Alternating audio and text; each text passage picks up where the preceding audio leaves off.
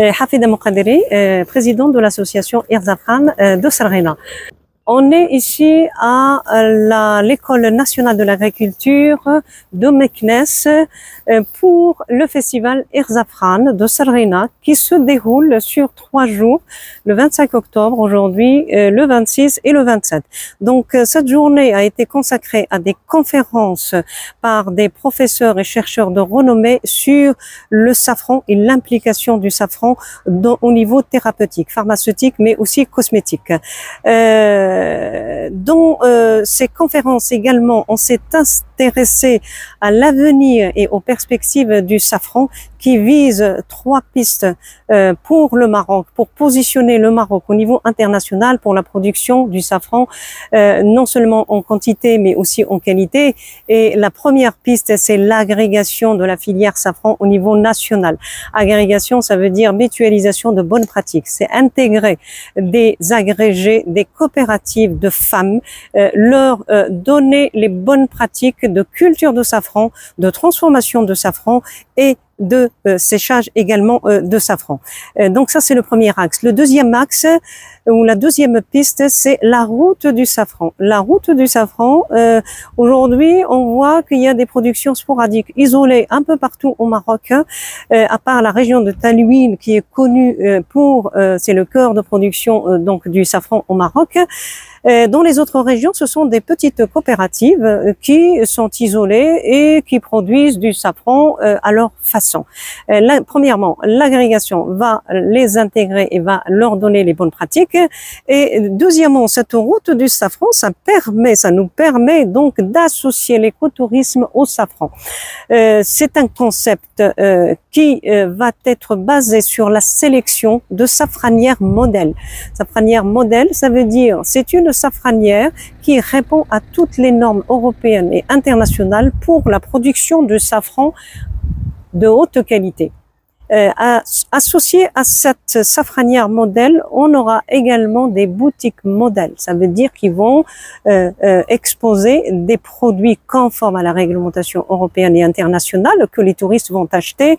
Et également, associé à cette safranière, on aura un hébergement écologique respectueux de l'environnement, comme les écodomes par exemple. C'est ainsi que cette route de safran associée à l'écotourisme va se présenter comme des stations de bus.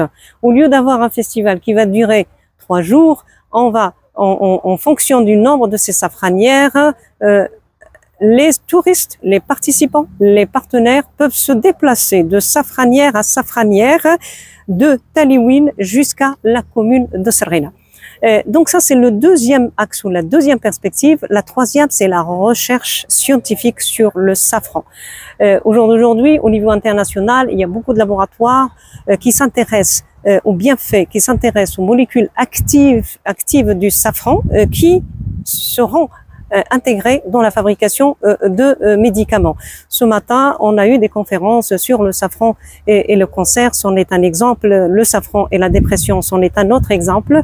Et le Maroc, au jour d'aujourd'hui, on a toutes les potentialités, toutes les capacités d'avoir ces laboratoires au niveau international parce que on a la matière première qui est le safran.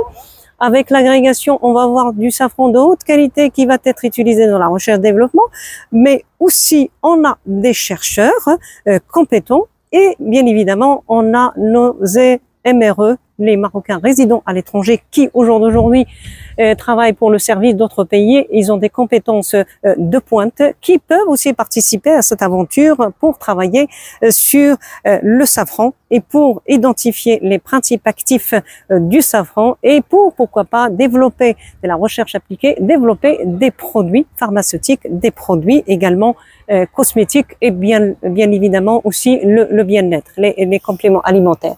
Et le quatrième axe, qui est peut-être un petit peu ambitieux, mais c'est la bourse du safran. Au jour d'aujourd'hui, chaque coopérative a sa petite production, soit elle est vendue, soit elle est cachée pendant plusieurs années parce que le marché n'est pas régulé. Cette bourse de safran permettra de réguler le marché, permettra d'être une plateforme nationale, peut-être même après internationale, où les producteurs viennent exposer leurs produits et les acheteurs viennent acheter ces produits-là. Voilà.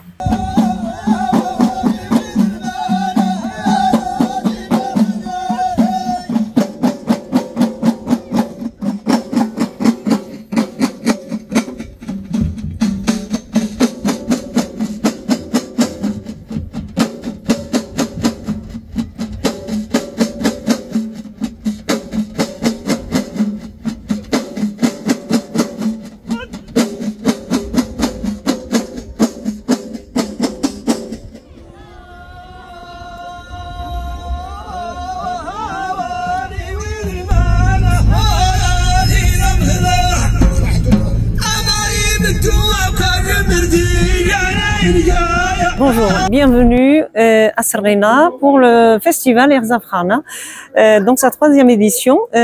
Donc on a commencé ce festival depuis hier, le 25 octobre à Meknes, avec des conférences et conférenciers de renom qui nous ont parlé sur l'impact, les effets du safran au niveau thérapeutique, au niveau pharmaceutique, mais aussi le rôle du safran dans le développement de l'écotourisme dans la région de Fas Meknes et plus particulièrement dans la province de Boulben Missour.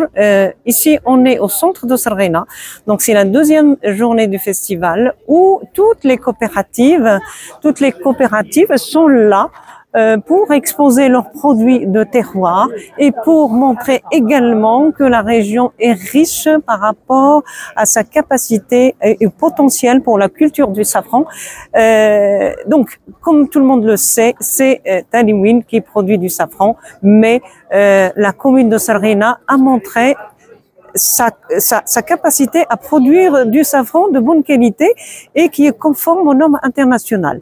C'est la 2e journée où on va avoir des festivités, on va avoir également des officiels qui vont nous rendre visite pour encourager le projet dont on a parlé hier, qui est la route du safran. Donc l'objectif de ce festival, c'est de tracer la route du safran qui peut partir de Taliwin pour atterrir dans la région, dans la commune de Sarghena.